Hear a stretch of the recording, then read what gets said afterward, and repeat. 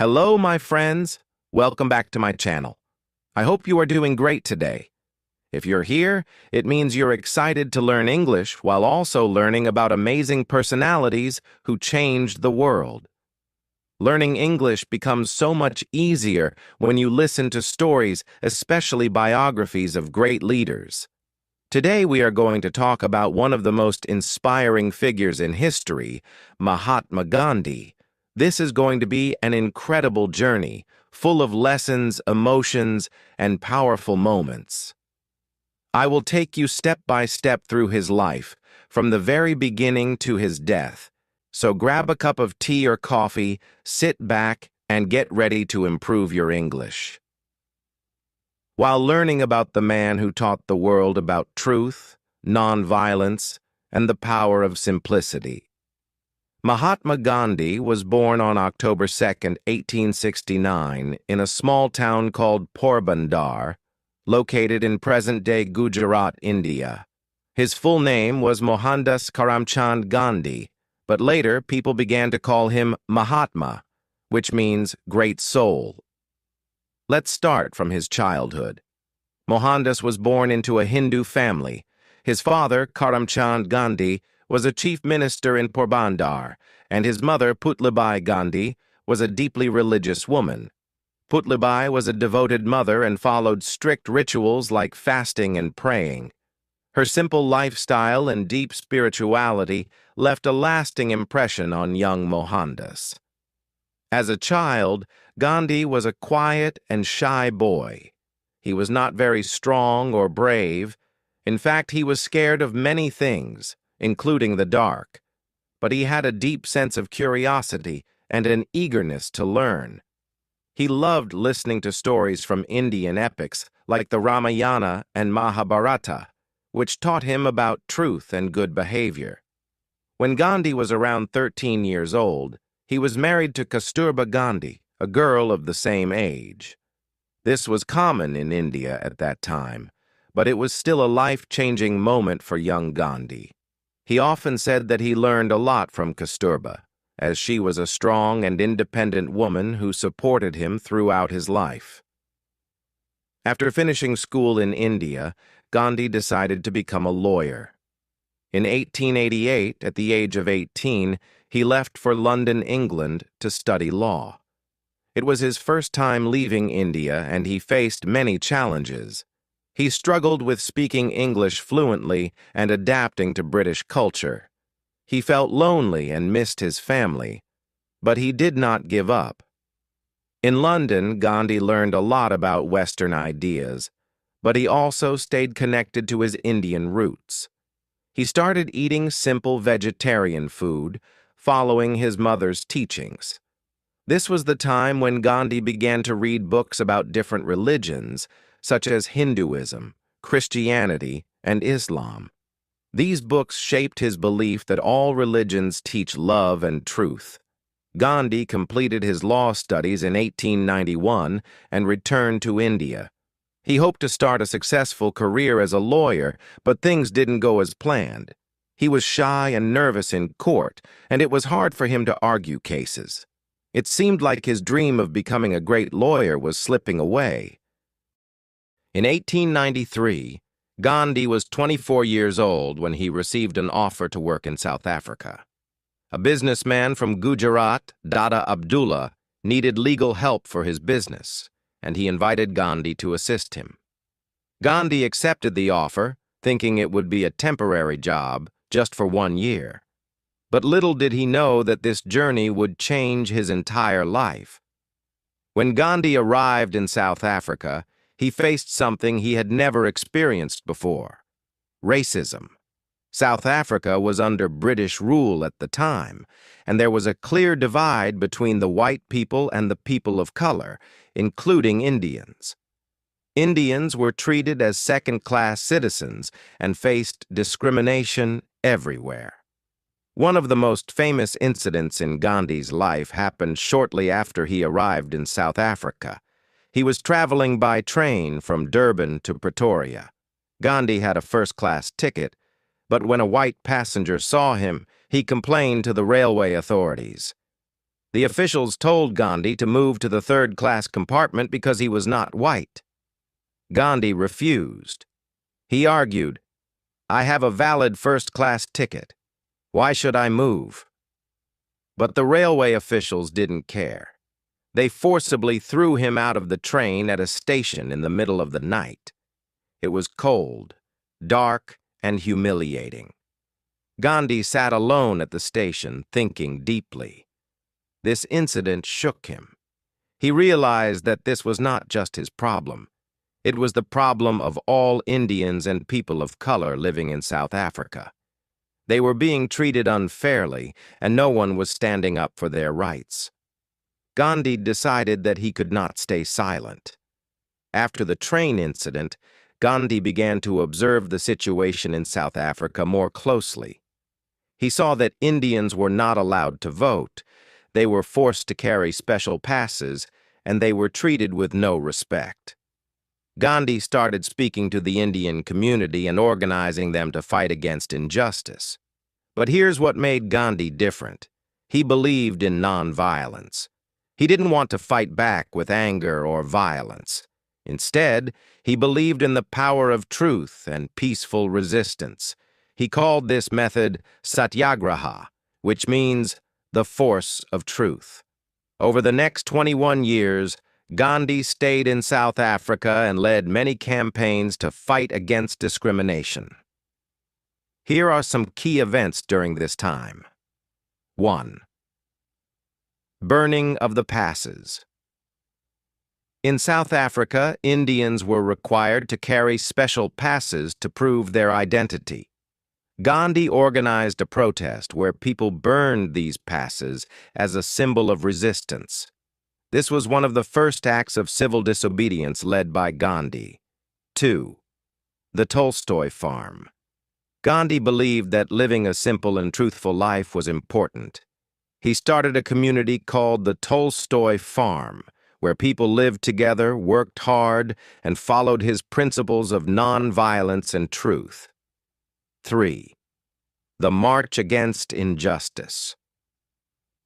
In 1913, Gandhi led a large march of thousands of Indians to protest against unfair laws.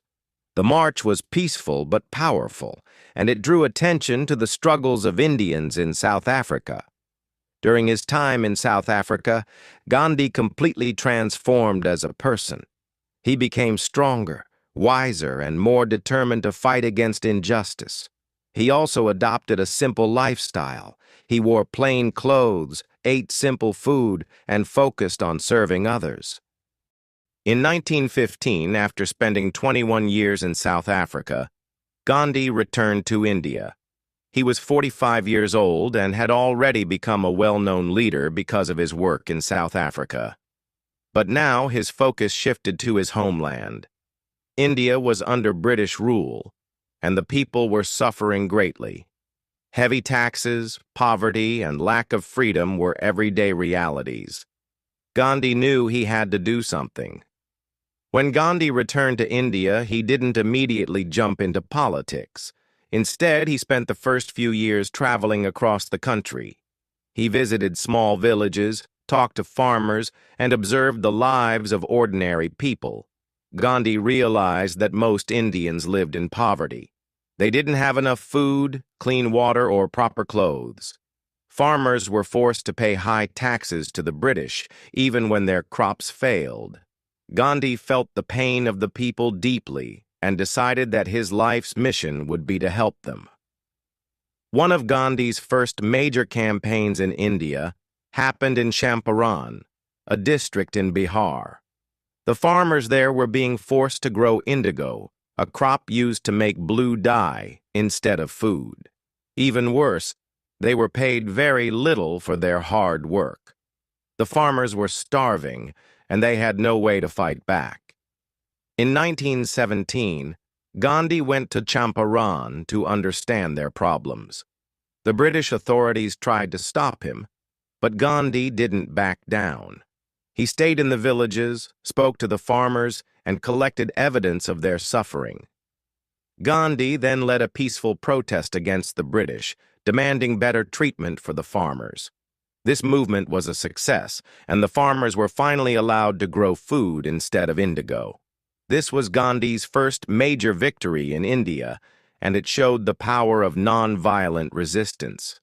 During this time, Gandhi worked hard to unite Hindus and Muslims in India. One example of this was his support for the Khilafat movement in 1919.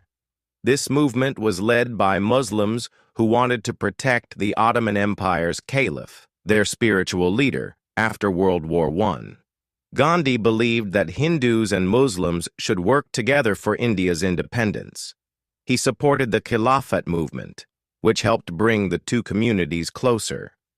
This unity was very important for the independence struggle. By 1920, Gandhi had become the most important leader of the Indian independence movement.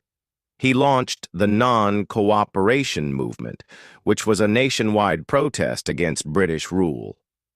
Gandhi asked Indians to 1. Boycott British goods. Stop buying British clothes, tea, and other products.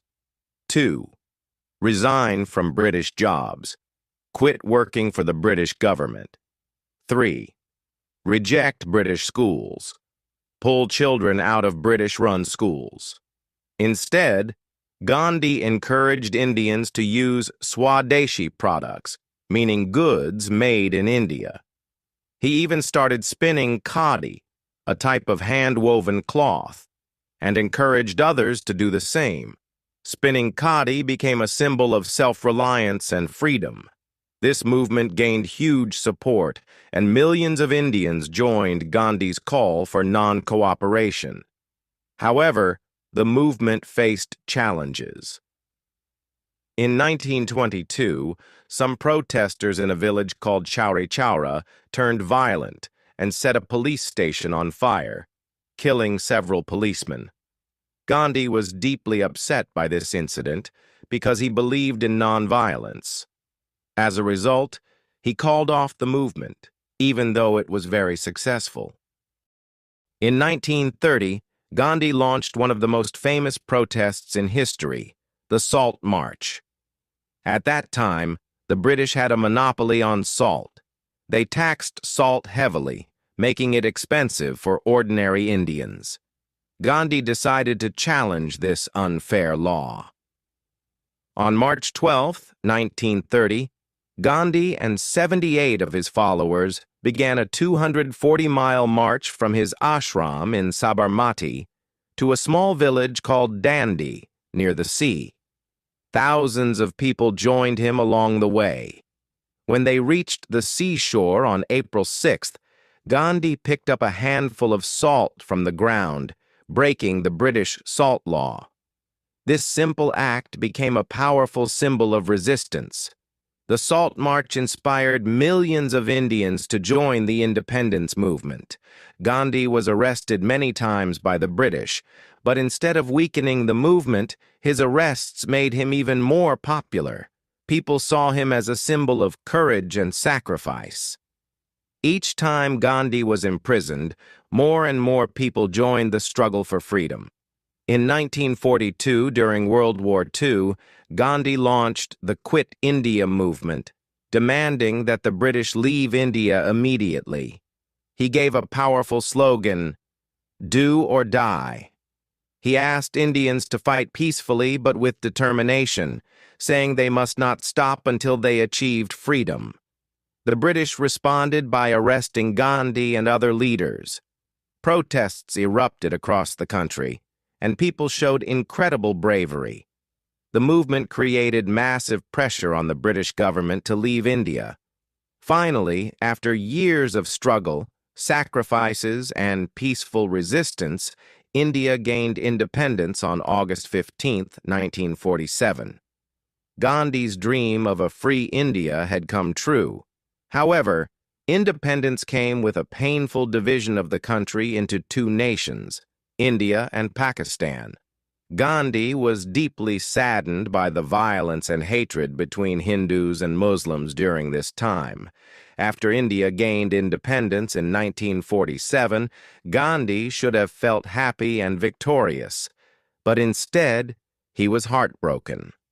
The country he loved so much was divided into two nations, India and Pakistan, based on religion. This partition caused terrible violence between Hindus and Muslims, and thousands of people lost their lives. Gandhi, who had always dreamed of a united India, was deeply saddened by this hatred and bloodshed. Now, in his final years, Gandhi's focus shifted. He worked tirelessly to bring peace and harmony to the people. Let's explore this powerful and emotional chapter of his life. When the British left India in 1947, they divided the country into two parts. India became a majority Hindu country, while Pakistan was created as a majority Muslim country. This decision led to chaos. Millions of Hindus and Sikhs were forced to leave their homes in Pakistan and move to India, while millions of Muslims moved from India to Pakistan. During this migration, people faced unimaginable suffering. Families were torn apart, homes were destroyed, and there was widespread violence. Hindus and Muslims, who had lived together peacefully for centuries, started fighting each other. Gandhi could not bear to see this hatred. At the age of 78, Gandhi decided to travel to the most affected areas to stop the violence. He walked barefoot through villages, met with angry mobs, and begged people to stop killing each other. He told them, "We are all children of the same God. Why are we fighting?" Gandhi didn't just talk, he led by example. In Calcutta, when violence broke out between Hindus and Muslims, Gandhi stayed in the city to restore peace. He refused to eat until the violence stopped. This was one of his famous hunger strikes, where he would fast as a form of protest. People were moved by his sacrifice and started to lay down their weapons. In January 1948, Gandhi moved to Delhi, where more violence had erupted. Once again, he began a hunger strike, refusing to eat until Hindus and Muslims promised to live in peace. Gandhi's health was already weak, but he didn't care about his own life. He believed that his fasting could inspire people to change their hearts. The people of Delhi were deeply affected. They realized how much Gandhi was willing to sacrifice for peace.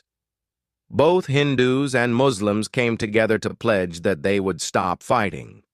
Gandhi broke his fast when he saw that his efforts were successful. Even in his final years, Gandhi continued to live a simple life. He stayed in a small room, wore his humble khadi clothes, and ate plain food. He spent his days spinning his charkha spinning wheel, praying, and meeting people from all walks of life. He also worked hard to uplift the poor and improve the condition of the untouchables, whom he called Harijans, children of God. Gandhi believed that every human being deserved respect and dignity, regardless of their caste, religion, or background. On January 30th, 1948, something terrible happened. Gandhi was in Delhi, staying at Birla House. Every evening he would hold a prayer meeting where people gathered to listen to him. That evening, as Gandhi walked to the prayer ground, a man named Nathuram Godse approached him. Godse was angry with Gandhi because he believed that Gandhi was too kind to Muslims and had allowed the partition of India. Before anyone could stop him, Godse pulled out a gun and shot Gandhi 3 times in the chest. Gandhi fell to the ground, and his last words were, "Hey Ram, O God." The news of Gandhi's assassination shocked the world. People in India and around the globe mourned his death. Millions of people attended his funeral, and his ashes were immersed in the holy river Ganga. Even though Gandhi was no longer alive, his teachings and principles lived on. His message of nonviolence, truth, and peace inspired leaders like Martin Luther King Jr. in America and Nelson Mandela in South Africa. Gandhi showed the world that you don't need violence to fight for justice. You only need courage, love, and determination. Even though Mahatma Gandhi left this world in 1948, his life and teachings remain alive in the hearts of millions. Gandhi's story is not just about India's independence. It is about courage, truth, and the power of determination. He showed the world that even in the face of impossible challenges, we can achieve great things if we have the strength to believe in our values and never give up.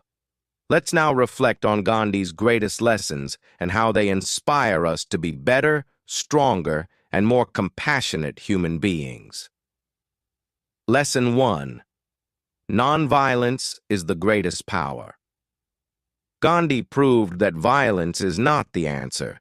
He believed that ahimsa, nonviolence, is the most powerful weapon we have. Imagine standing up to one of the strongest empires in the world without using guns or bombs. Gandhi taught us that patience, love, and truth can conquer even the greatest enemies. Think about this in your own life. Maybe you're facing problems at school, work, or with people around you. Gandhi's message reminds us to deal with conflicts calmly and with kindness. No matter how hard things get, we can always choose peace over anger. Lesson 2. Stay true to your principles. Gandhi believed deeply in truth. He called his life an experiment with truth because, for him, nothing was more important than being honest with himself and others. Even when people doubted him or criticized him, Gandhi stayed true to what he believed in. This is a lesson for all of us. When you have dreams and goals, the world might try to pull you down. People might say you're not good enough or that your dreams are too big. But Gandhi teaches us that we should never let go of our values. If you believe in yourself and work with honesty, nothing can stop you from achieving your dreams. Lesson 3. Small actions can change the world. When Gandhi started spinning khadi or making salt at Dandi, people laughed at him. They thought these were small, meaningless actions. But Gandhi showed that even the smallest steps can create the biggest changes. In our lives, we often think that our efforts are too small to matter. Maybe you feel like you're not doing enough or that your dreams are too far away. But remember this: big changes start with small steps. If you take one step every day toward your goal, you will eventually reach it. Lesson 4. Simplicity is the key to happiness. Gandhi lived a very simple life.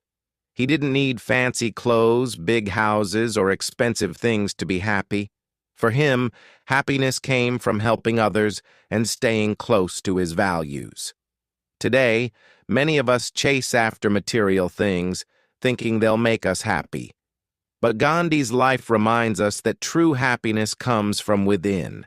It comes from kindness, gratitude, and living a meaningful life. Lesson 5. Never give up. Perhaps the most inspiring part of Gandhi's life is his determination. Imagine how difficult it must have been for him to fight against an empire as powerful as the British. He was jailed, beaten, criticized, and betrayed. Yet he never gave up. Gandhi believed that every failure was a step closer to success. He often said, "First they ignore you, then they laugh at you, then they fight you, and then you win." This is a lesson for all of us.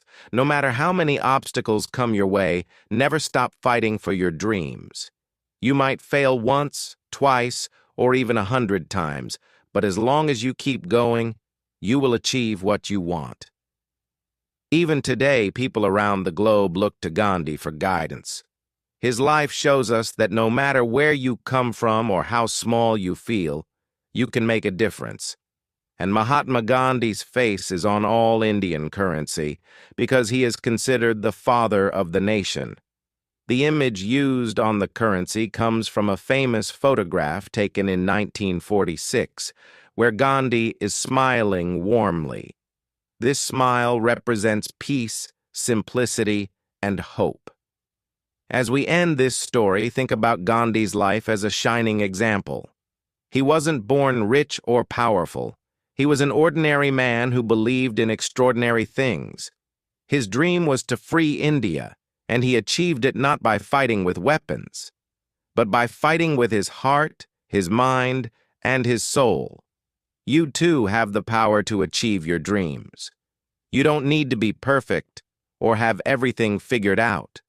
All you need is courage, determination, and belief in yourself. Gandhi once said, "Be the change you wish to see in the world." This means that if you want to make the world better, you must start with yourself. Work hard, stay honest, and never stop dreaming. Gandhi's life may have ended, but his spirit lives on in every person who fights for truth, justice, and freedom. He is not just the father of the nation. He is a father figure to the world, showing us the way to live with purpose and compassion. Let this story of Gandhi remind you that greatness is within all of us. You can overcome any challenge, achieve any dream, and make the world a better place, just as Gandhi did. Remember, you are stronger than you think, braver than you know, and capable of amazing things. Keep going and never give up. This was the story of Mahatma Gandhi, an ordinary man who changed the world. Thank you for listening. Let me know what you learned from this story.